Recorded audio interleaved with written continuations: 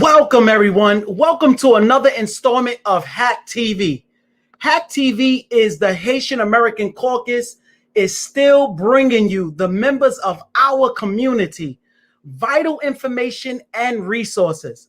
The Haitian American Caucus, HAC, is a global community development nonprofit organization whose mission is to provide Haitian communities around the world with access to information and resources that will foster self-development and success. My name is Rashidi Denson, and I will be your host tonight. I am so excited because tonight we have partnered with the Flatbush Development Corporation, which is also known as FDC, to end our series, The Language of Scars. Let me tell you, this is the third segment of The Language of Scars, and we are finally at that third segment, where really, we are about to deal with revealing versus healing. I am so excited about bringing in our guest tonight, Allison Mahon, the founder of Beautiful Me Chapter. Allison Mahon, we are so excited about having you on this platform tonight. As I just told our viewers and listeners, this is the third segment of The Language of Scars. We understand that every scar has a language behind it. It has a story. Generally, when people see people with scars, what they often do is they go by stories that they heard. But tonight, we want to give all our viewers and listeners an opportunity to hear from your heart how to own their story, because it's so important to understand that there's power in vulnerability. But before we get started with this dialogue and this conversation, I just want to give you an opportunity to really just share with our viewers and listeners, because this is not your first time on Hack TV. You joined us last year in the height of the pandemic, and we tackled that story about how domestic violence is often in the church. That was a heavy topic, but now we're bringing you back in The Language of Scars. We could not do this without you. So I just want to give you an opportunity, give some credibility to our viewers and listeners. Who is Lady Allison? Who is Allison Mahon? Where does she come from? How did she get started in this fight? Thank you so much, Pastor, for having me here. It is a pleasure and an honor to be at the Haitian American Caucus once again. Hacked. I am just excited to be here. This is a topic that's near and dear to my heart. Me, Allison, a young girl, grew up raised primarily in Trinidad, grew up in Harlem, and spent a lot of time in kind of solitude, and I've been through domestic violence. I've shared my story with many before. Who is Allison Mahon? I'm a woman that have survived and overcome some great scars and some great battles, but I'm here to say that I've survived, and I've spent a lot of time just advocating, which is the reason why I founded the Beautiful Me Chapter nonprofit organization. And what I wanted to do actually is to create a space, a safe space for women to be able to not just share their stories, but to heal, and to also create escape plans, and also to educate the community at large exactly what domestic violence is, what it looks like, the language of domestic violence, and how we can be active bystanders and not inactive bystanders. So that's one of the things that I spend a lot of time going into shelters and having healing workshops. I do believe that you can overcome domestic violence. It doesn't have to be a life sentence or a stigma, but I believe that there's a proper way to heal. I believe there's a way to showcase your story and your testimony, to allow others to be educated, allow others to heal without having to re-victimize yourself by sharing your story. So I'm happy to be here tonight to talk about the areas that you, vulnerability in showing scars. Absolutely.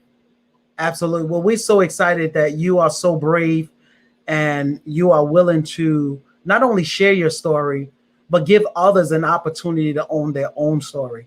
Because we know that this is happening all over the world. And we on this platform to bring awareness, but also to bring an opportunity for people to reach out for the resources that they need in order to overcome and be able to overcome and be able to know that they are more than conquerors. So I just want to start off with this because you had said a mouthful, and the fact that you are a native of New York City, Harlem. So you are not new to the urban community and what's going on around here. We know we see a lot of changes happening in our society. Let me ask you a question. Why is your story so powerful? Because there's so many people who tell their story, right? And I'm sure there's people who get things from their story, but why is your story so powerful? I think that my story is so powerful because it really portrays someone that has gone through a really life-threatening, that could be life-debilitating event, and can still function, that was still willing to get up and start over, love again, pursue education, pursue goals, and just reach back in the community and share, as well as pull others out. I think what makes my story so powerful is that I didn't allow domestic violence to silence me. As a matter of fact, it was actually a voice for me. I don't think I a voice. If I didn't go through DV, especially for this particular advocacy and this particular issue, I would have been silent. Not my monkey, not my circus.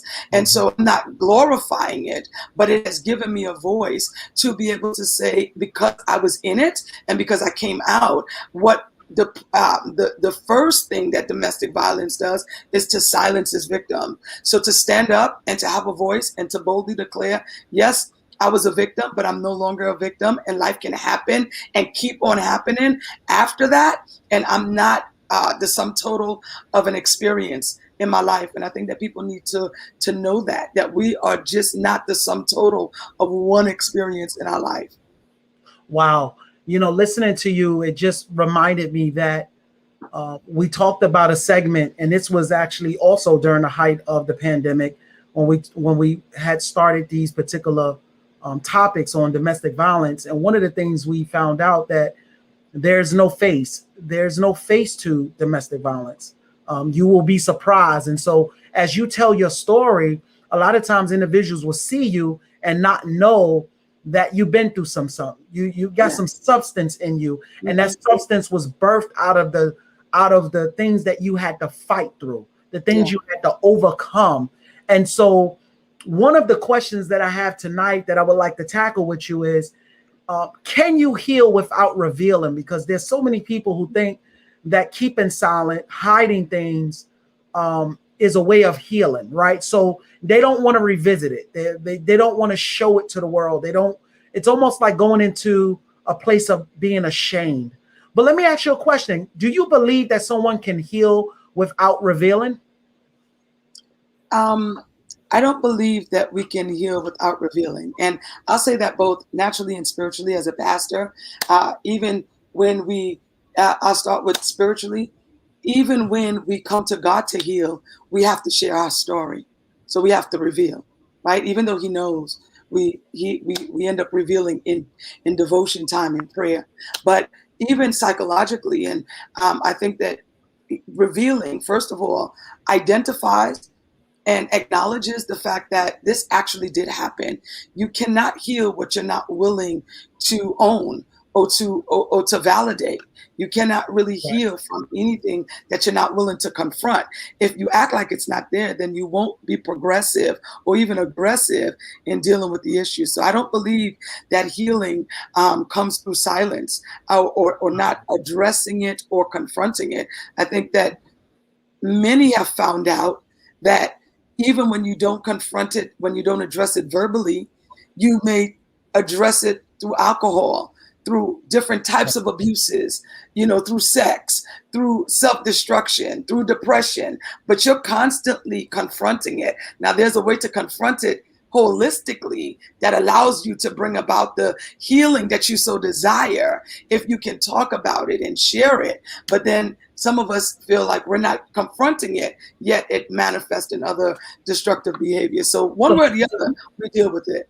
So you're saying that some destructive behavior, if not a large portion of it, could actually be stemming from past trauma throughout the abuse that they suffered. Oh, absolutely.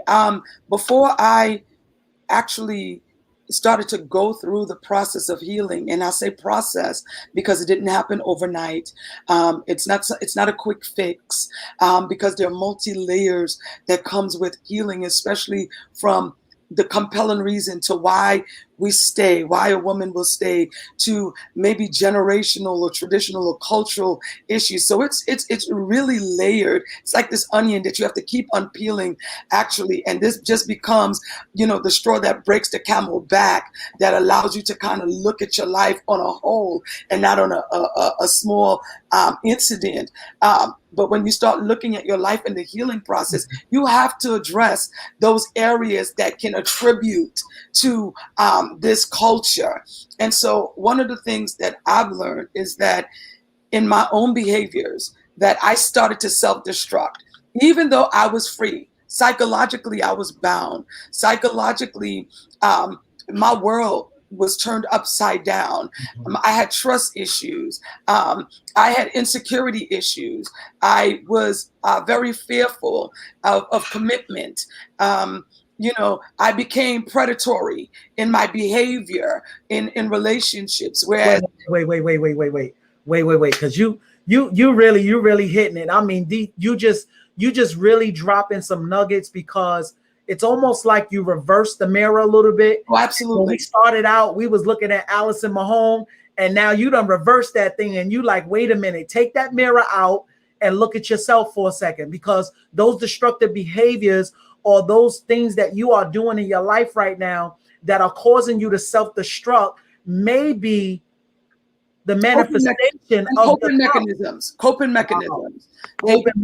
They were coping mechanisms, and a defense. One of the things about vulnerability and being vulnerable in a relationship, especially for me, I met my abuser. I was really young. I was a teenager, and he was that guy. We had a lot of things in common. He was the guy that, the cute guy on the block. So I had kind of scored, I made the shot.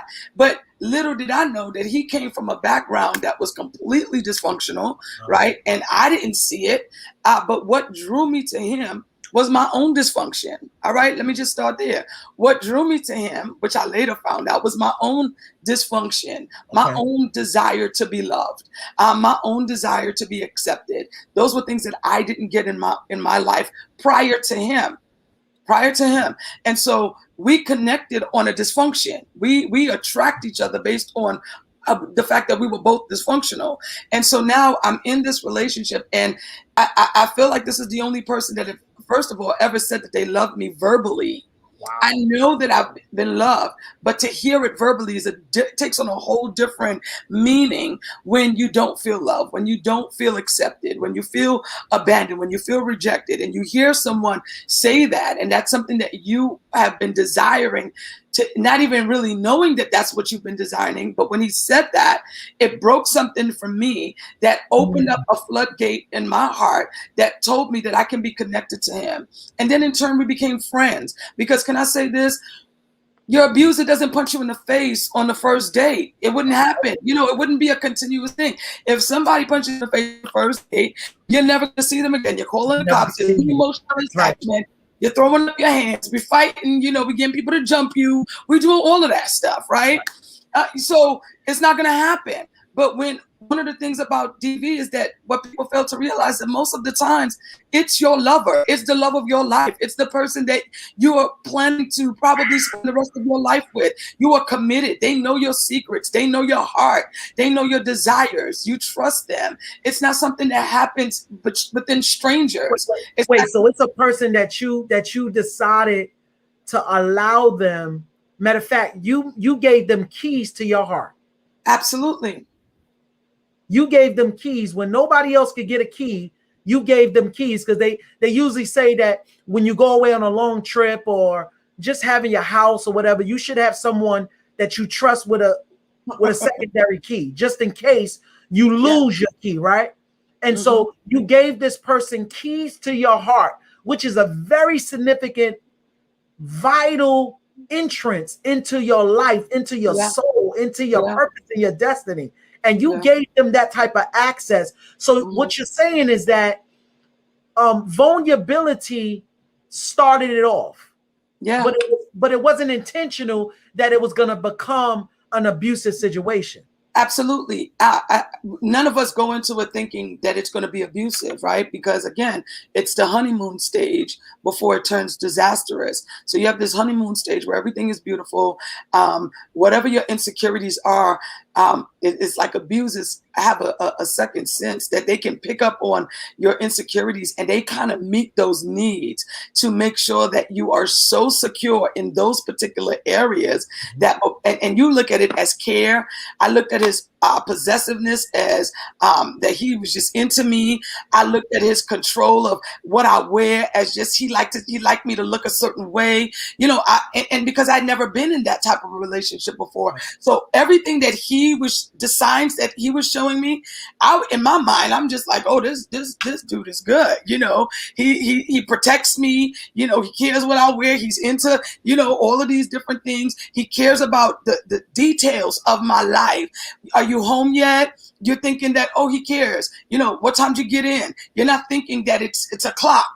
You know, you're not thinking that he's clocking you. He's putting a marker on you. You're not thinking that you're under surveillance. So you're just thinking that this is a person that genuinely care. And now in a healthy situation, there will be nothing wrong with that. But when those methods are used. Wait, did you hear what you just said? Viewers got to get that. You said in a healthy situation, those things are okay.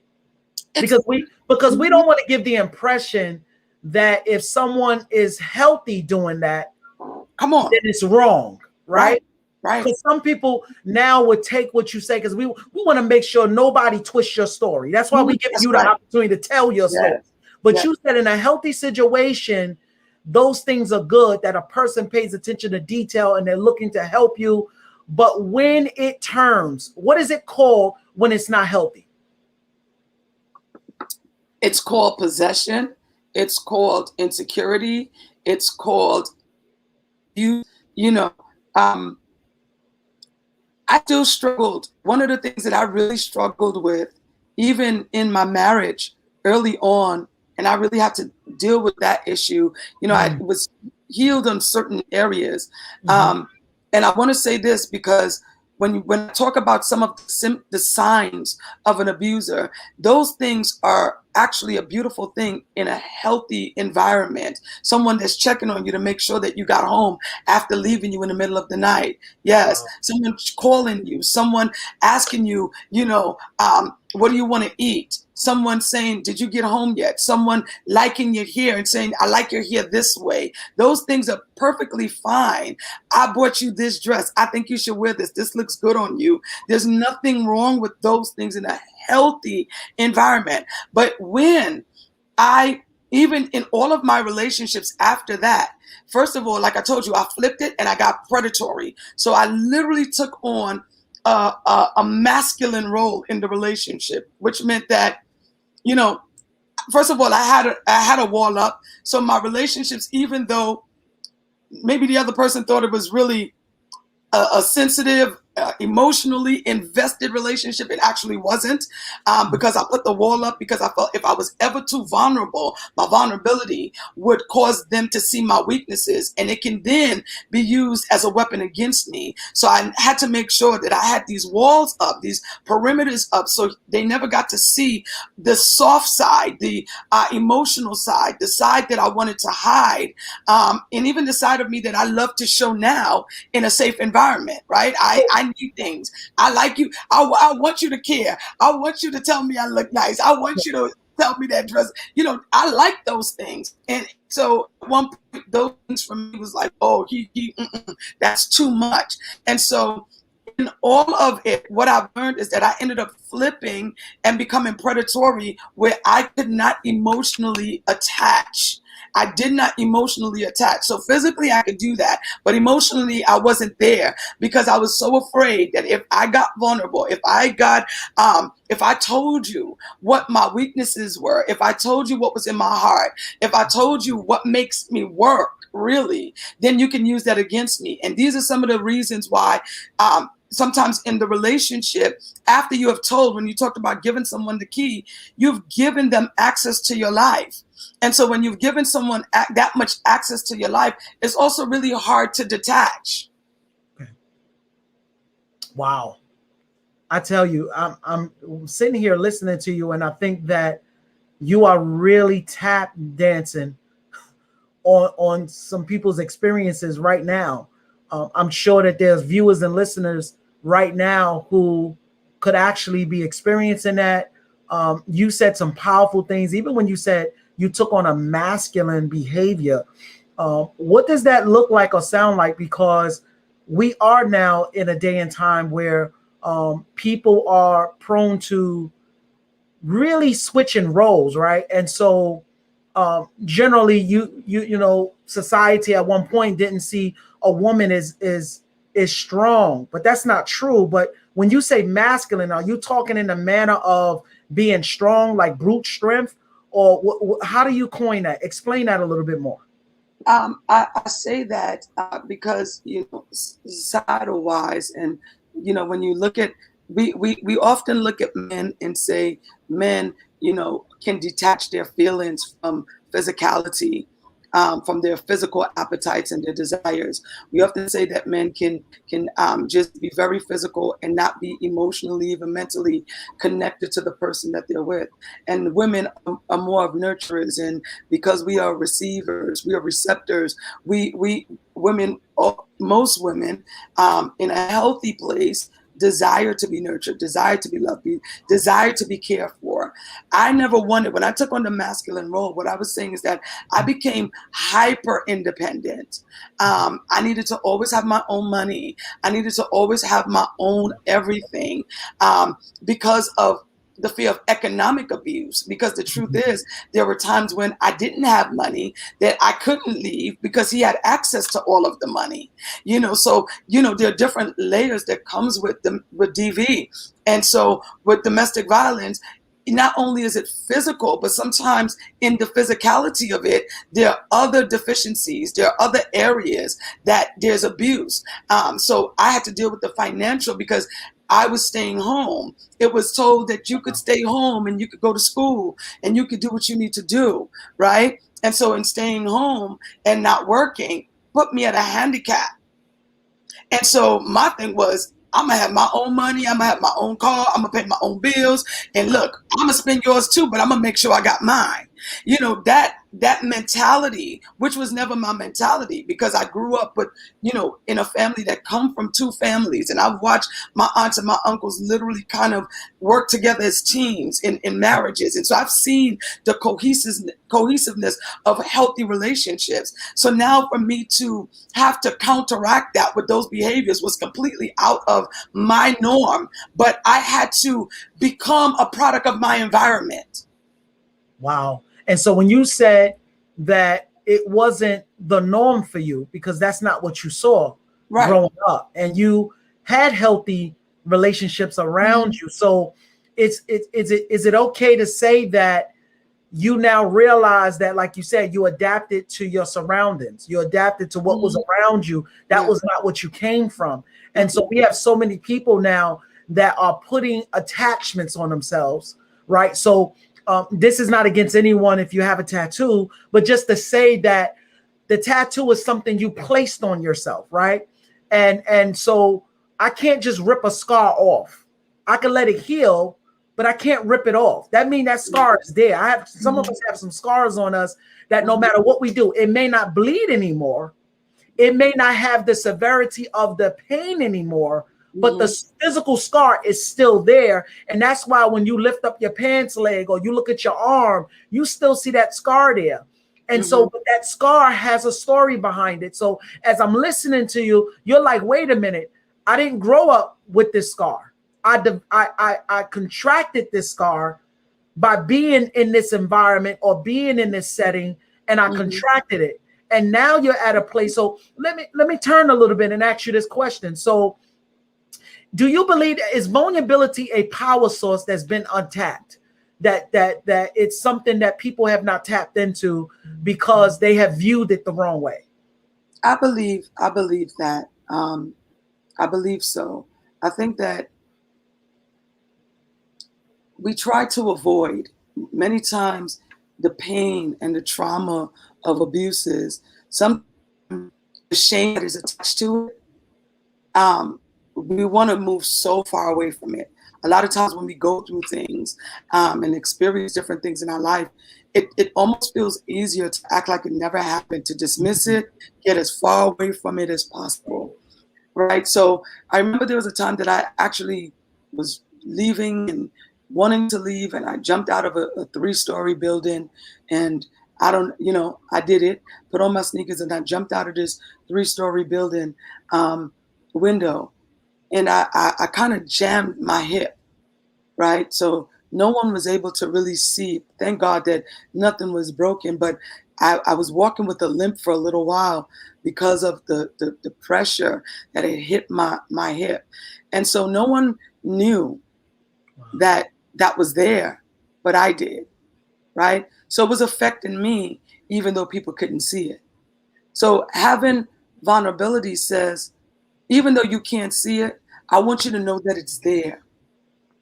And so it allows people to understand what you have been through, not because you're looking for a pity party, but I think people are a little bit, it makes people a little bit more careful when you actually can show or tell certain things that you've been through. Because most of the times, like, people see me and they're like, when I tell my story, they're like, oh my God, you don't even look like what you've been through.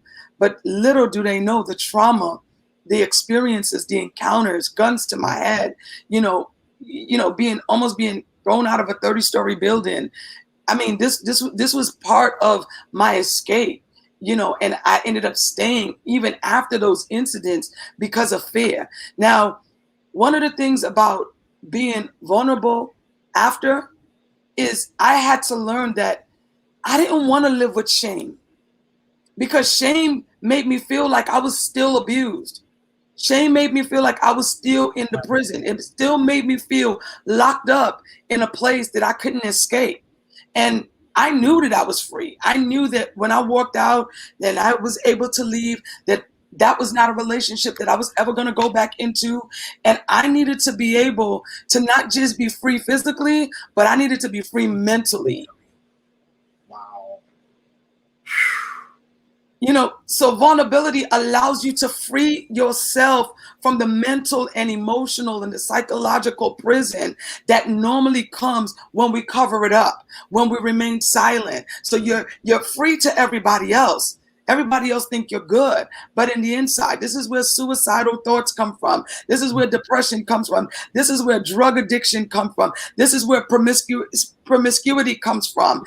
This is where so many different dysfunctional behaviors begin to trend in your life, because you're afraid that the very thing that's going to set you free has the very same power to put you back into captivity. So it's a balancing act. It's a balancing act. And so with that said, I think, Allison, you definitely laid a lot out. I think that you uncovered some things. And what I tremendously got from what you just said was, if you're going to be free, you got to be willing to uncover. You can't keep going around covering things. You got to let this thing go.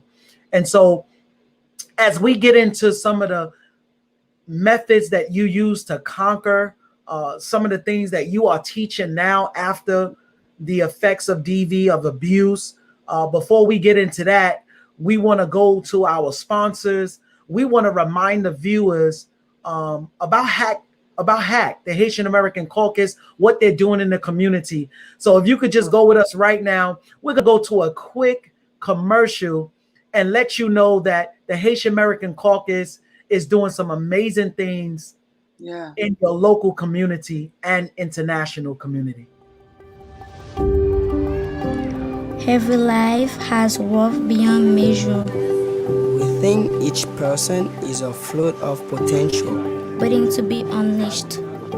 What if every child Every woman and every man was able to imagine something new, full of hope, New dreams? and the ability to choose their own future? A new way of seeing the world, the community, themselves.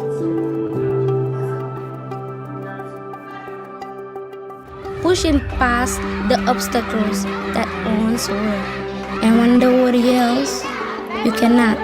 We will keep whispering, yes, you can. Together we can make a difference, Together we are stronger. able to move mountains and break the chains of poverty.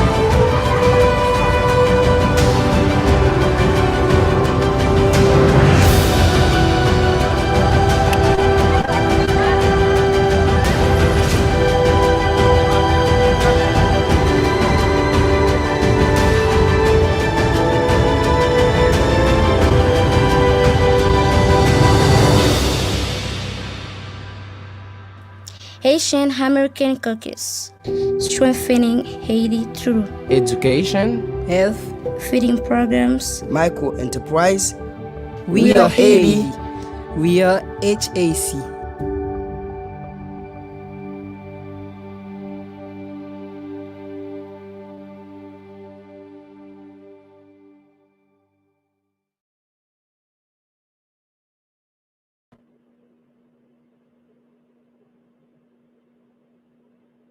We are HAC, and we're hoping that you will join us as we continue in this program. Make sure that you're looking at the banners that are continually streaming across the screen as I continue this interview and this dialogue with Allison Mahon, and you can learn how to become a member of the Haitian American Caucus. We look forward to you joining and partnering up with us so that we can continue the mission of educating our community with tremendous and amazing resources that make sure and guarantee that they will be successful. We once again want to thank the FDC, the Flatbush Development Corporation, for partnering up and making sure that these resources are available to you. If you look down on the screen, you will see all the information and resources that they have available to you. So if you have housing assistance situations, you can definitely contact them and also find out about other resources this organization will have to help enhance your family within your community. The fdconline.org or call 914-602-0299. Let's get back with this dialogue with Allison Mahon. Allison, I'm so excited. We just had to take a quick commercial break just to remind our viewers of this amazing platform that we're on tonight. We want to get into, I think that you really spoke from the heart, and I don't know any other way. That's what you always do. I think you have a heart for your community. You have now owned your story to the point where every time I get an opportunity to speak with you, I see that you really generally want to see people stay healed. Some people want to see you get healed. I think you want to see people stay healed. Yeah. And that's what I love about you. That's what I enjoy about you and having these dialogues with you. So real quickly, can you talk to the viewers and listeners about some of the methods that you have used to conquer these effects and abuse from abuse? Thank you again, and thank you to the Haitian American Caucus for even allowing us to have this platform. Just a great work that they're doing, and even just to bring this social issue to the forefront.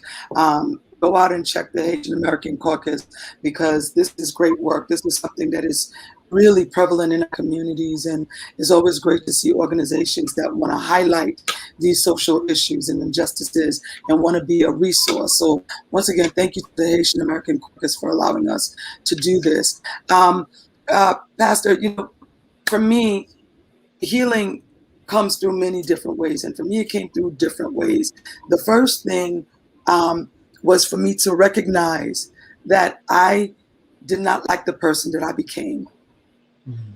Okay. I know that sometimes it's so easy to stay in victim mode that you can just stay in a place of dysfunction where time goes on and it's no longer the responsibility of others to get you healed.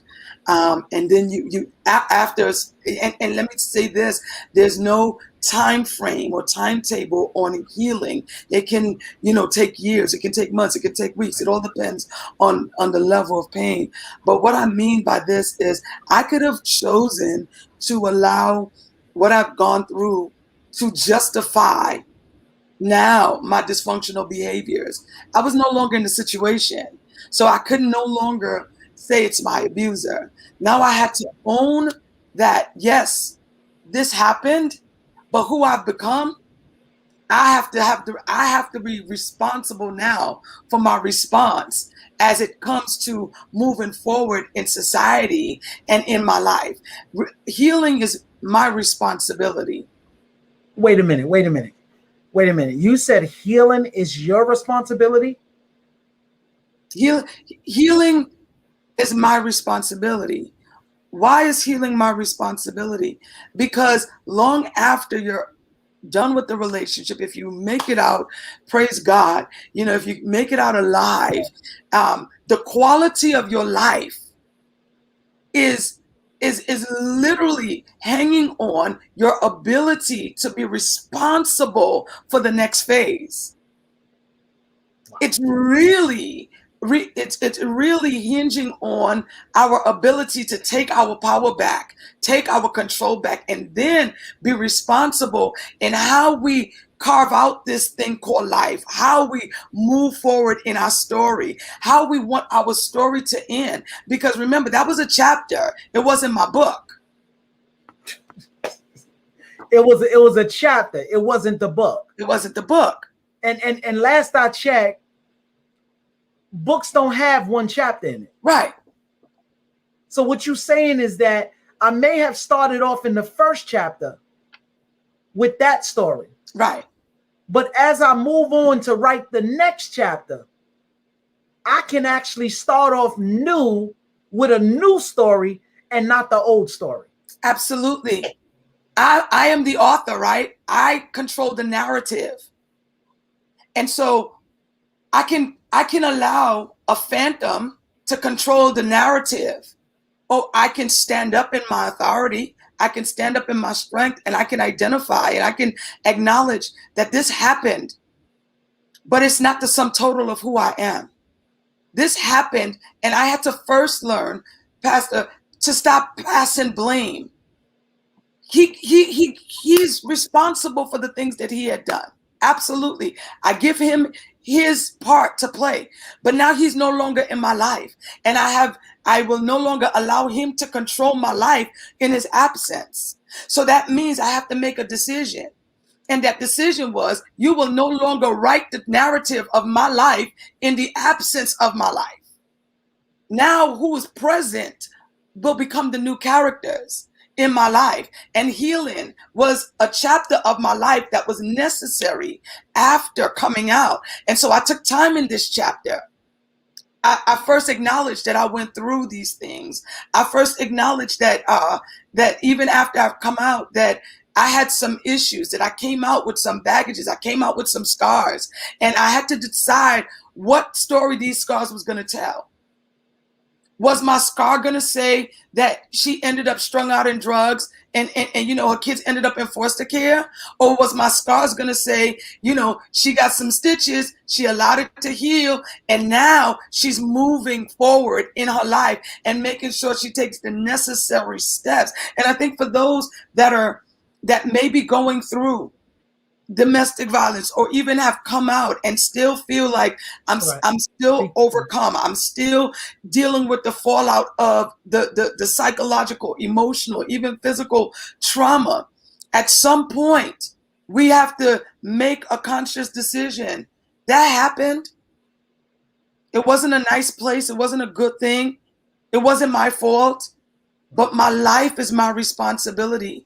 And I don't intend to let this be the next 20 years of my life, the next 30 years of my life. I'm not going to allow it to navigate and govern my direction. And that's where I got my power back. That's where healing started, when I decided that, yeah, you have all of these dysfunctional behaviors that came out of it. But then when I recognized the truth is that a lot of my brokenness didn't start there. Wait. Elaborate on that. It didn't start there, because as you continue to talk, I was like, wait a minute. It's not enough to just pick up the pen. It's not enough to just hold the pen. You got to use it to write. You got to use it to write. And you have to be honest. You have to have the courage to be truthful. You have to have the courage to be truthful. And the truth is that I wasn't whole when I met him. The truth is I had rejection issues and abandonment issues before I got into this relationship. The truth is that it amplified those deficiencies in my life even the more. So I could sit there and make it be as if that incident, that circumstance is the sum total of my brokenness, but I would be lying. And then I wouldn't be able to really heal authentically, because then I would never deal with the root cause of why at certain times did certain things would feel okay. Why in my mind did I acclimate to the climate of the abuse? And I had to deal with the fact that I came in with unexpected, what should I say? I came in with some unrealistic ideas and ideals about who he was going to be for me. And so I actually in one breath was so unfair even to him. And we don't like to talk about stuff like this, because we rather just say the victim, right? But what I've learned is that true healing comes with truthfulness. It comes with honesty. And I had to realize that I was putting some things on him that it wasn't his job to do. It wasn't his job to make me whole. It wasn't his job to help me deal with my rejection issues. It wasn't his job to build my self-esteem. That wasn't his responsibility. And so coming in broken, I put these unrealistic holes on him in my dysfunction. When I came in, I had this idea. And so when he became dysfunctional, and when I began to see his dysfunction, my dysfunction kicked in. And some things were okay because of my dysfunction, because of my rejection, because of my pain, because of my abandonment, because of my desire to be loved. So there were moments, and I will be very honest, there were moments that I had an escape. And when you took responsibility for that. And wow, as I continue to listen to you, we talk about people laying hands on us, right? And I'm not talking about laying hands in a physical threat way, but I'm talking about laying hands and embracing and really healing someone with a hug, with a touch. And when I listen to you, because you understand the language behind your scars, when you lay your hands on somebody, whatever dysfunctionality they had, it's going to be recognized, because you have healing. You have learned how to grab onto your healing where you can actually transfer it to others. And that could be through touch. It could be through words of encouragement. It could be a hug. It could be a letter. We got to get back to that, because we done got so technological savvy. We don't even write letters no more. But as I listen to you talk, and I'm sure the listeners and the viewers, if you have any questions, make sure you post them out while we have this powerful dynamic conqueror on here with us tonight because she's on so many platforms, but this platform allows her to really share with everybody the power of her scars. She's not hiding them no more. Her scars is all out there because it's about others now. But even in the midst of her helping others, she still knows how to maintain her healing. And that's what's so powerful about that. Let me ask you a question as we make that pivot turn. I tell you, this is such a powerful dialogue. But of course, we're not going to be on here all night. Mm-hmm. But let me ask you something. If you was looking at the little girl in you, the one who was vulnerable, the one who had not had any scars, was innocent to all of these things, what would you say to her? The now you, what would you say to the little girl? I would say 3 words. I love you. I would say, I love you. I think that those 3 words seem so simple, but they're so powerful. I think that knowing that you're loved automatically adds value to you. Yes. It adds confidence. It adds power. Yes. I love you is what I would say to my younger self. We take it for granted and we use it very loosely. I love you, I love you, I love you. Right. But I would say to my younger self, I wouldn't give advice. I would say, remember, you're loved. I love you. Wow. It's those 3 words are so very powerful. It's the 3 words that captured my heart with my abuser. He said, I love you. And it opened me up. And I mean, I liked him. He was my friend and all of these things. But when he said that, he had my full attention. He had your full attention. And Alice, a lot of people don't know that the word I love you, I had wrote a piece. I think I dabble a little bit in poetry and I write stories and all of that. Shameful plug for a commercial tonight, right? but as I heard you say, I love you, I had wrote a piece on it. I love you is 8 letters. My God. And 8 biblically is the number of new beginnings. And so the last segment of Language of Scars, we showed up to tell someone tonight that you have the opportunity for a new beginning. Don't just pick up the pen. Don't just hold the pen. Use it to write. And the first thing you need to write is erase the period and put a comma. Yes. Comma. So Allison, let me tell you something. There is 10 minutes left, and we want to do something powerful in the last 5 minutes of our segment. But I just want to give you the opportunity. When we first started this segment, we had Dr. Shakira Marshall come on, and she didn't look like abuse. I mean, she totally never became an aggressor. She just totally didn't become it at all. And we discovered that she became who God had already made her. Yes. Right. And we got to the point where as we were dialoguing, we was able to tell her God didn't trust her. He trusted the word he put inside of her. Yes. And then we went into our second segment where we had 2 guests on there. And through that dialogue, we realized that there was still some healing going on, but the message was so authentic and powerful to see someone still conquering their story. Yeah. But now we with you and we listening to you. And I just want to give you this opportunity. Speak to the viewers in the audience. Speak to them. Share your heart right now. If there's someone out there listening and they heard it, they thought it was powerful, but they still trying to grapple around I love you. Whatever is on your heart, I'm going to give you the opportunity. Just share it. I would say this to the person that's listening. Love may seem distant. It may not even seem worth it or even as powerful, because sometimes it feels like love got you into the situation because you love that person. But I want you to know that love is actually a powerful weapon against pain. and against abuse. Love is a powerful weapon. And I'll tell you that everything that you have been through, that even though you had, some may have bled, some may have cried, some may even have physical scars.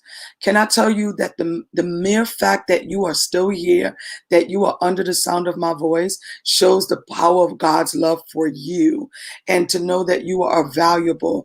It also says that there is something about you that has the power to also change somebody else's life. And so you may not feel like you're powerful. You may not feel like your life matter. You may not even feel like your story matter. But can I just tell you, when I was going through it, it didn't feel like there was ever going to be a happy ending. While I was in it, it didn't feel like I was going to get out alive. But when I came through and I allowed myself to take the responsibility for the next chapter of my life, I recognized that everything that I had gone through had created this powerful, beautiful person that evolved and finally was arriving to a destination that happened to be detoured by abuse. It's only a detour. As you are out, take the responsibility to make sure that you arrive at the destination that the detour wanted you to stop and never move.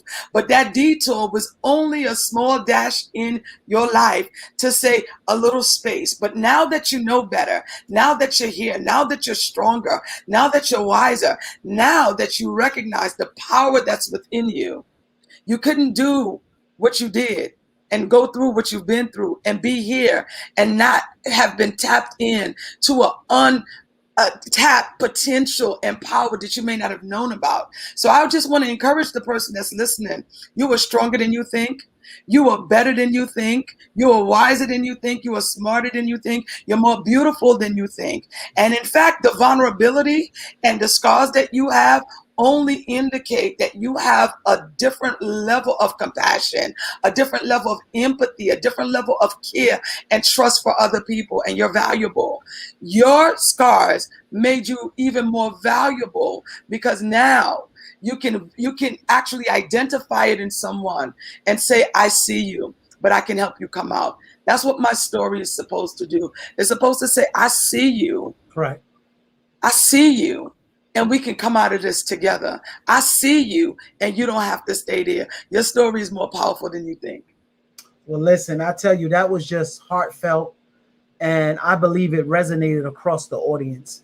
I believe everyone who listening to this live and those that's going to get an opportunity to listen to the recording is going to understand that they're in a place of healing and they can own it.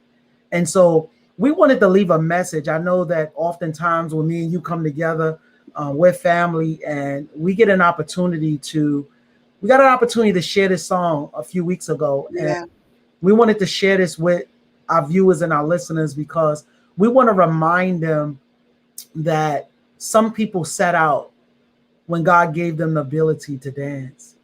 And we want them to know that no matter what life throws at you, no matter what you're going through, Yes. we hope that you continually to dance. Let's take it away. Lisa.